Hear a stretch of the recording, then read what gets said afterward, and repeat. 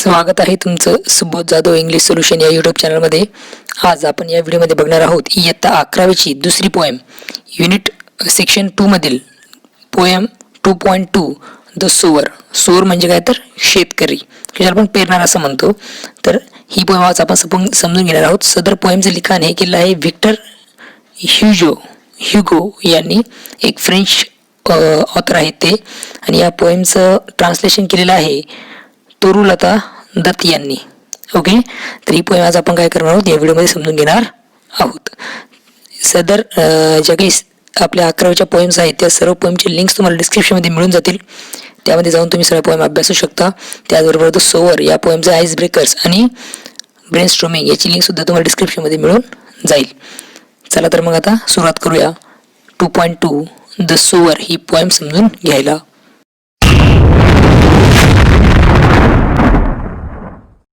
Victor Hugo, थोडक्यात माहिती दिलेली बघा. काय दिलेलं आहे? पोएट, नोवेलिस्ट, ड्रामाटिस्ट होते ते 19व्या शतकातले. एक इम्पॉर्टंट असे फ्रेंच रोमॅन्टिक रायटर म्हणून त्यांची ख्याती होती किंवा आहे. Though regarded in French as one of the country's greatest poet, एका फ्रेंच या देशाचे ते एक ग्रेटेस्ट पोएट म्हणून ओळखले जातात. He is better known for novels as Notre Dame de Paris. या पोएमसाठी त्यांना विशेषतः ओळखलं जातं. या नोवेलसाठी, या कादंबरीसाठी त्यांना विशेष ओळखलं जातं, जिचं लिखाण तिने 1831 साली केलं. अँड लेस मिझरेबल्स, जिचं लिखाण तिने 1862 साली लेस मिझरेबल या नोवेलचं लिखाण तिने 1862 साली केलं. यासाठी ते काय तर नावाजलेले लेखक होते आणि ग्रेटेस्ट पोएट फ्रेंच या देशाचे ते होते. आपली आता तरुलता दत्त जिने ट्रान्सलेशन केलं बघा. A Bengali poet also known as Toru, एक बंगाली पोएट जिला तुरू म्हणून सुद्धा ओळखलं जातं. Wrote in English and French, जिने इंग्लिश आणि फ्रेंचमध्ये लिखाण केलं आहे. Was born on 4 March 1856 in Kolkata. तिचा जन्म 4 मार्च 1856 साली कोलकाता येथे झाला. She is considered to be the first Indian poetess to write verses in English and French. तिला भारतातली पहिली इंडियन कवयित्री म्हणून ओळखलं जातं. टू राईट वर्सेस, जिने कविता लिहिल्या इंग्लिश आणि फ्रेंचमध्ये. She is translated dozens of poems, तिने अशा डझन्स ऑफ पोएम ट्रान्सलेट केलेल्या आहेत. And completed a novel before her death at the age of 21. आणि अँड कम्प्लिटेड अ नोवेल, तिने एक नोवेल सुद्धा लिहिली आहे तिच्या मृत्यूपूर्वी, ज्यावेळेस ती 21 वर्षाची होती तेव्हा. म्हणजे 21 वर्ष असताना ती डेड झाली, मेली. Her poems such as Sita, lotus and our casuarina tree are well loved. ह्या ज्या पोएम आहेत सीता, लोटस आणि आवर कॅसुरिना ट्री, ह्या खूप कशा आहेत तर खूप प्रेम त्या कवितांना मिळालं आहे लोकांकडून. आता आपल्या पोएमबद्दल ज्या आज आपण शिकणार आहोत त्याबद्दल थोडीशी माहिती दिलेली आहे, ती समजून घेऊया. The sower is a translation of Victor Hugo's poem. ही जी पोएम आहे द सोवर, ती ट्रान्सलेटेड पोएम आहे, जिचं ओरिजिनल रायटिंग ही विक्टर ह्युगो या फ्रेंच नॉव्हेलिस्टने केलेली आहे. Saison des semailles le soir. It is translated by Toru Dutt. Is a translation Toru Dutt यांनी केलेलं आहे फ्रेंचमधून इंग्लिशमध्ये. The sower is a poem about a farmer. ही जी पोएम आहे सोवर ही शेतकऱ्याबद्दल आहे. हु इज सोईंग सीड, जो काय करतोय तर सीड्स, त्याला आपण म्हणतो बी किंवा धान्य. बी आपण त्याला म्हणतो थोडक्यात. बी जे आहे ते काय करतोय तो पेरत आहे. सो म्हणजे पेरणे. He has seen many bad harvest in his life. त्याने त्याच्या आयुष्यामध्ये खूप असे वाईट हार्वेस्ट असे बघितलेले आहेत. कापणी ज्याला आपण म्हणतो हार्वेस्ट, खूप वाईट अशा त्याने बघितलेलं, म्हणजे कमी उत्पादन त्याने बघितलेलं आहे. हाऊएव्हर ही इज सो ऑप्टिमिस्टिक, तरी सुद्धा तो कसा आहे तर खूप आशावादी आहे. Of having a good harvest every time he toast grains. म्हणजे तो असा खूप आशावादी आहे की जेव्हाही तो काय करतो शेतामध्ये काय करतो धान्य फेकतो, ग्रेन्स फेकतो, त्यावेळेस त्याला अपेक्षा असते की त्याला ह्यावेळेस चांगलं हार्वेस्ट होईल, चांगलं पीक त्याला येईल, अशी त्याची काय तर आशा आहे. असं या मेसेज आपल्या या पोएममधून मिळतो. चला तर आता पोएम काय करूया लाईन टू लाईन समजून घेऊया. ओके, पोएमला सुरू करण्यापूर्वी थोडक्यामध्ये तुम्हाला मी काय करतो या पोएमची रायमिंग स्कीम तुम्हाला समजून सांगतो. थोडक्यात माहिती घेतोय आपण. बघा काय दिलेलं आहे. एकंदरीत 20 लाईन्स या पोएममध्ये आहेत. तुरू दत्त यांच्या म्हणजेच विक्टर ह्युगो यांच्या लाईनमध्ये एकंदरीत 20 पोएम आहेत आणि एक रायमिंग स्कीम पोएटने फॉलो केलेली आहे. ती कुठली आहे बघा, तुम्हाला दिसेल. आता आपल्याला माहिती की रायमिंग स्कीमसाठी आपण काय करतो असतो, शेवटचे वर्ड गृहीत धरत असतो. ओके, आता कूलला आपण म्हणतो ए, कूल हा फास्ट सोबत काय होत नाहीये, राईम करत नाही, त्याला आपण म्हणूया बी. परंतु कूल हा जो आहे तो रूल सोबत राईम करतोय, त्यामुळे आपण त्याला म्हणूया ए. आणि फास्ट हा पास्ट सोबत राईम करतोय, त्यामुळे त्याला आपण म्हणूया बी. म्हणजेच जी रायमिंग स्कीम असेल पहिल्या स्टांजाची ए बी ए बी. आणि हीच रायमिंग स्कीम तुम्हाला सगळ्या ठिकाणी म्हणजे सगळ्या 5 स्टांजाज मध्ये तुम्हाला दिसेल. जसं आता डायरेक्टली तुम्हाला थोडक्यात सांगतोय, स्टील पुन्हा ए, थ्रिल ए, स्टँड्स बी, आणि याला म्हणता येईल सिल्यूट हा आहे बी. इथे ए बी ए बी इथे तुम्हाला दिसून येईल. ओके, थोडक्यात सांगायचं झाल्यास या पोएम मध्ये ए बी ए बी ही रायमिंग स्कीम फॉलो केलेली आपल्याला दिसून येते सर्व स्टांजामध्ये. ओके, तर आता सुरुवात करतोय आपण, समजून घेऊया. Sitting in a porchway cool sunlight I see dying fast. Porchway म्हणजे काय तर एक वरांडा, ओके, किंवा द्वारमंडळ ज्याला आपण म्हणतो, घरासमोर जे प्रवेशद्वार आहे तिथे जे काही एक शेल्टर बनवलेलं असतं बसण्यासाठी, त्याला काय म्हणता येईल तर पोर्च वे. तर कवयित्री काय तर तिच्या घराच्या प्रवेशद्वाराशी समोर बसलेली आहे. Sunlight I see dying fast म्हणजे निवांत ती बसलेली आहे, आणि sunlight I see dying fast आणि ती बघतीये की सूर्यप्रकाश जो आहे तो कसा झपाट्याने मावळत आहे, किंवा सूर्य जो आहे तो किती झपाट्याने मावळतो आहे ती बघत आहे. Twilight hastens, hasten means quick, लवकर ज्याला आपण म्हणू शकतो.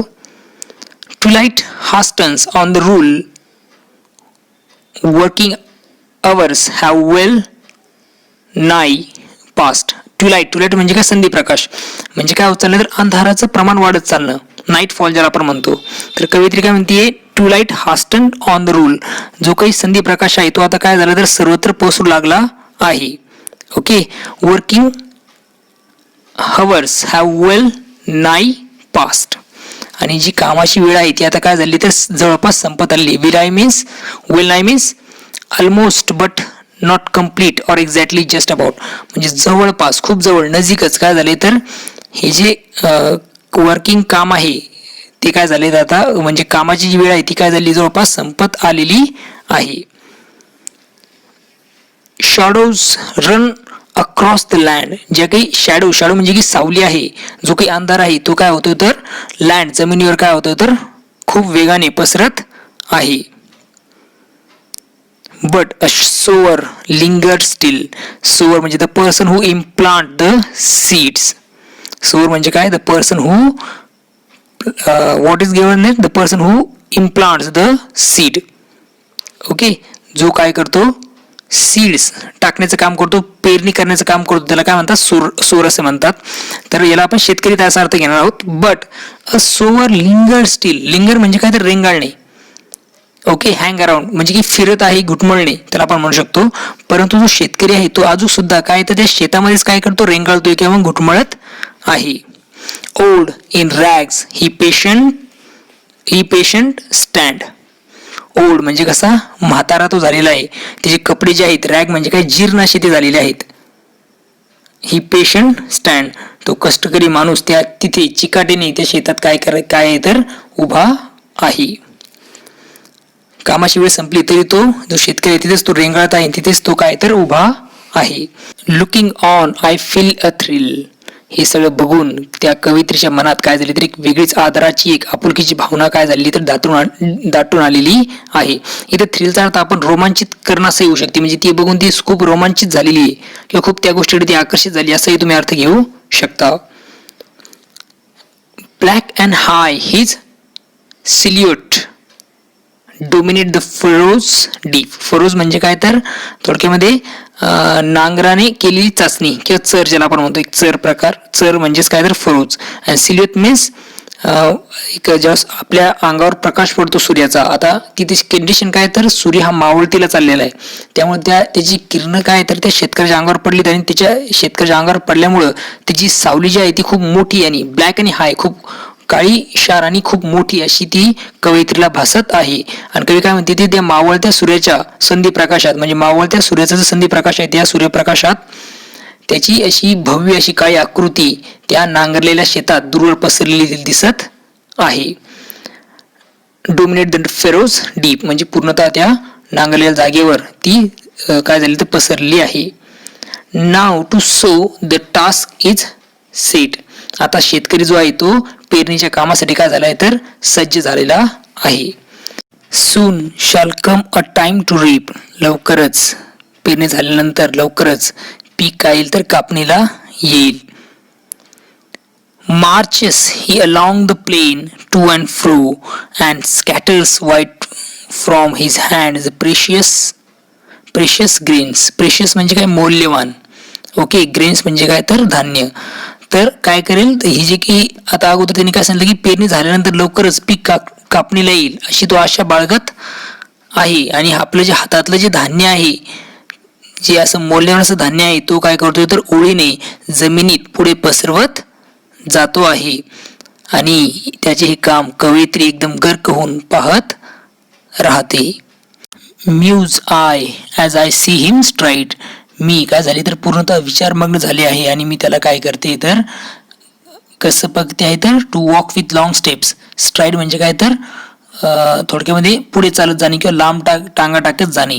ओके, तिने बघितलंय की ते शेतकरी जो आहे तो कशा प्रकारे लांब टांगा टाकत किंवा कशा प्रकारे तो काय होतोय तर पुढे चालत जात आहे, हे ती विचारमग्न होऊन बघत आहे. Darkness deepen. जो डार्कनेस आहे तो काय झालेला आहे तर वाढत चाललेला आहे. Fades the light. आणि उजेड जो आहे तो काय होतोय तो हळूहळू मंदावत आहे. Now he gestures to mine eyes are august. माझ्या डोळ्यातून तिचं जे जेस्चर आहे, त्याचे जे काही हालचाली आहेत त्या कशा आहेत तर एक भव्य आहेत. ऑगस्टचा अर्थ घ्यायचा तुम्हाला नोबेल, डिग्निफाईड किंवा इम्प्रेसिव्ह. भव्य, ओजस्वी अशा प्रकारचे त्याचे काय तर हातवारे आहेत. त्याची चालढाल, त्याची मुवमेंट तिला भासत आहे, त्याच्या हालचाली तिला भासत आहे. अँड स्ट्रेंज, चमत्कारिक, ओजस्वी अशा प्रकारच्या विलक्षण अशा त्याच्या काय तर हालचाली, त्या शेतकऱ्याच्या हालचाली कवयित्रीला दिसत आहेत. आणि काय म्हणते ती शेवटी, his height seem to touch the starry sky. आणि त्याची जी हाईट आहे, त्याची जी उंची आहे, तिची जी प्रतिमा आहे, तिला काय तर एक आभाळा एवढी ती अशी भासत आहे. किंवा मग जे स्टारी स्कायज आहेत म्हणजे आकाशात जे काही तारे चमकता आहेत त्या चमकणाऱ्यांना, त्या चमकणाऱ्या ताऱ्यांना स्पर्श करणारी अशी तिची ती हाईट तिला भासत आहे. इथे ही कविता काय होते तर संपून जाते, जिला ट्रान्सलेट केलं होतं तोरू दत्त यांनी. आय होप तुम्हाला ही पोएम समजलेली आहे आणि खूप छान प्रकारे शेतकऱ्याचं वर्णन या पोएममध्ये कवयित्रीने केलेलं आपलं दिसून येतं. चला तर पुन्हा भेटूया नवीन व्हिडिओमध्ये. बघत राहा सुबोध जाधव इंग्लिश सोल्युशन हे यूट्यूब चॅनल. तोपर्यंत थँक्यू अँड टेक केअर.